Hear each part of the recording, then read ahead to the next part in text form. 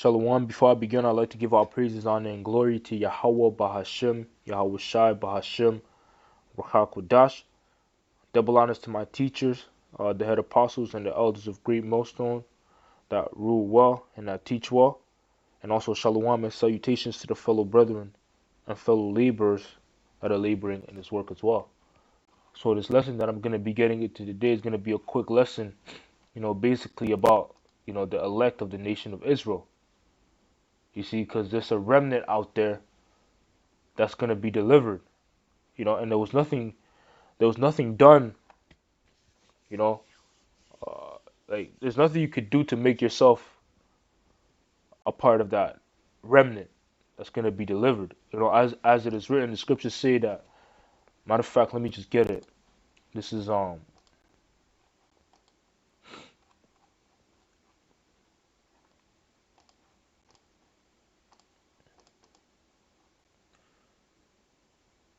2nd Ezra chapter 8 and verse 1, and it says, "And he answered me, saying, The Most High had made this world for many, but the world to come for few."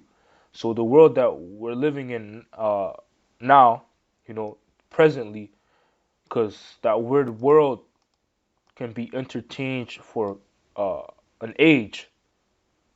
You see, because when you look into the definitions of words, you know, as the elders and apostles of Great Millstone have taught us, you get a more better understanding and a better feel for what's going on in the scriptures, man. And you'll be able to see things in a different light. For example, John 3 and 16, you know, if you dig into that word world and you look into the etymology of it, you're going to come to find out that that word world actually has three different meanings, and then once you have come to that conclusion, you're going to have to filter out which word makes sense in that context, even that whole chapter, the third verse, you know. But in this case, this world for many would be an age, which in the Greek is eon, meaning a particular age. Because you have three definitions or you have three words when you dig into the etymology that connect to this word world. You have eon, which is an age, cosmos, which is a group or sect of people or thing. For example, you have the sports world. That's cosmos. That's a sect. The music world. You see the clothing world, so on and so forth. But that's a group or a sect of thing or people. And then you also have oikomene, which is the inhabited earth, the whole entire globe. But in this sense, in 2nd Ezra 8 and 1, this is speaking about a particular age. So this particular age was made for many. And who's ruling in this particular age? The so-called white man. Let's prove that. This is 2nd Ezra.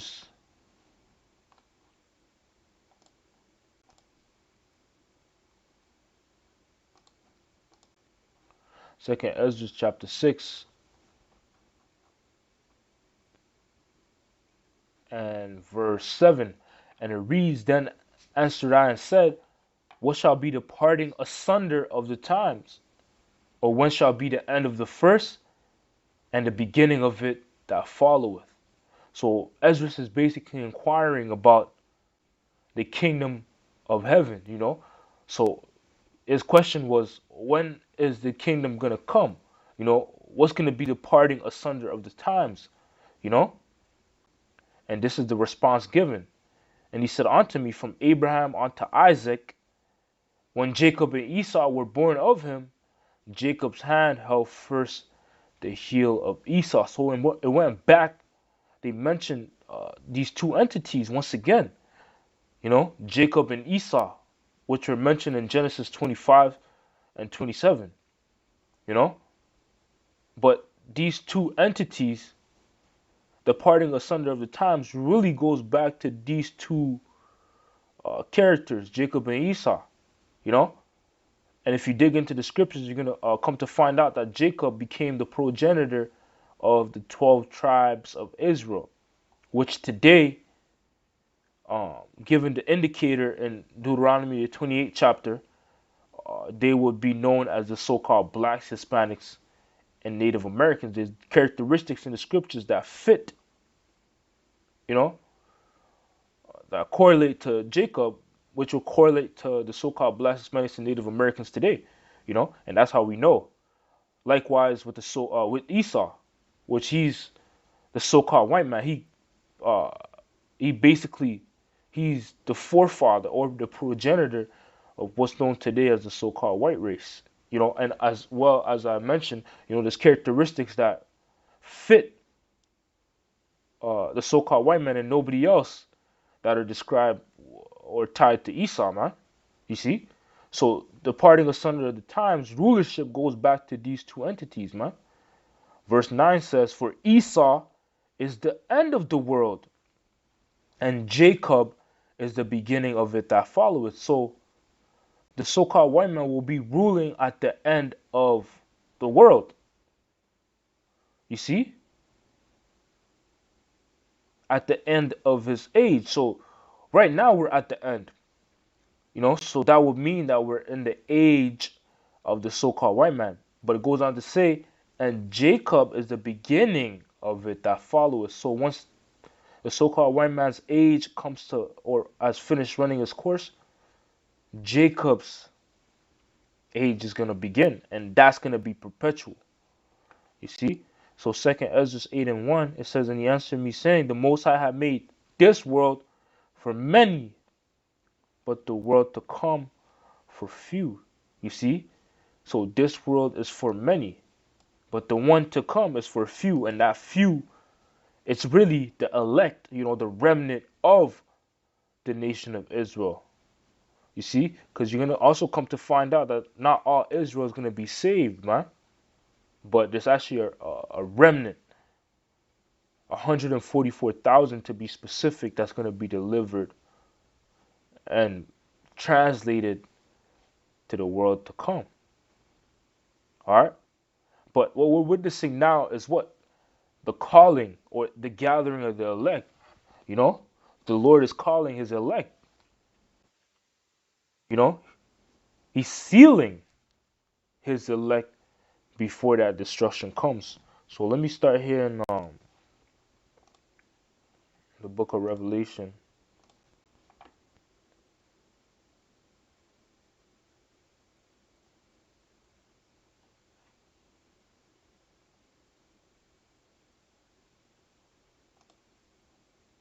I believe that Salakia.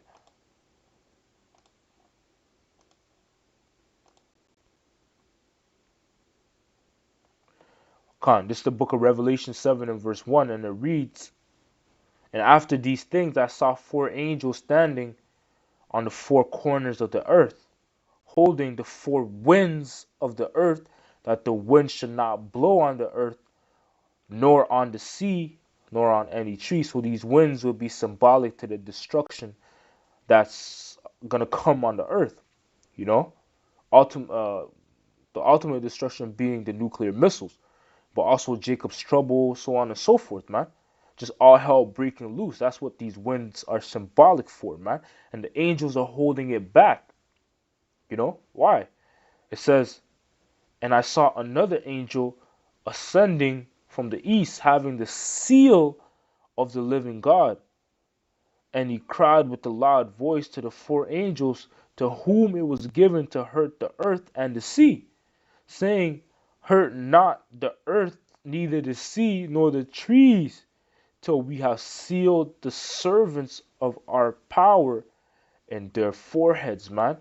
You see, so there's not, all hell is not going to be let loose until the servants of the Lord are sealed, you know, until the elect, the remnant, is sealed, man, you know, and preserved from that destruction.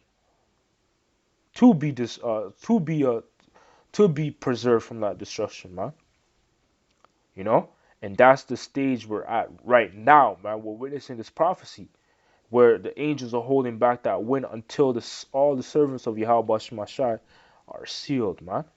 You know, and they're being gathered. They're being sealed by this word.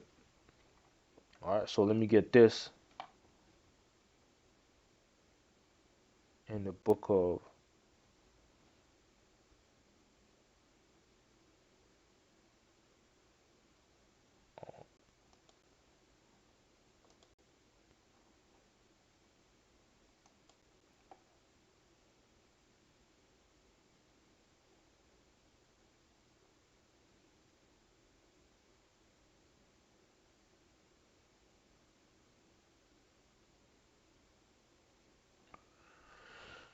Salakia. Let me look for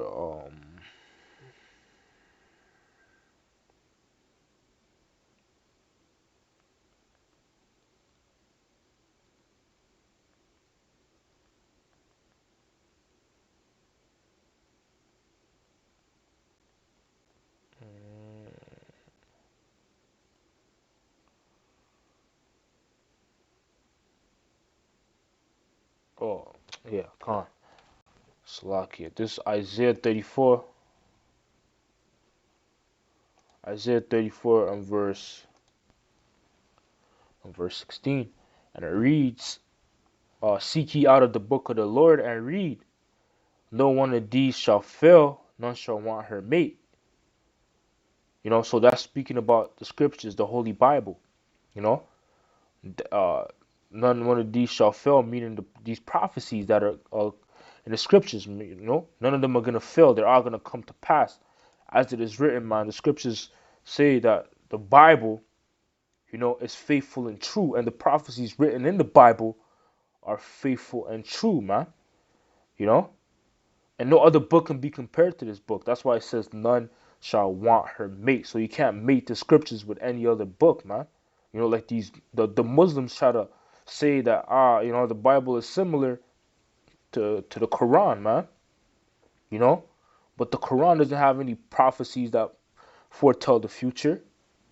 You know, in fact, the Quran is just a watered down version of the scriptures. They try to copy the scriptures, man.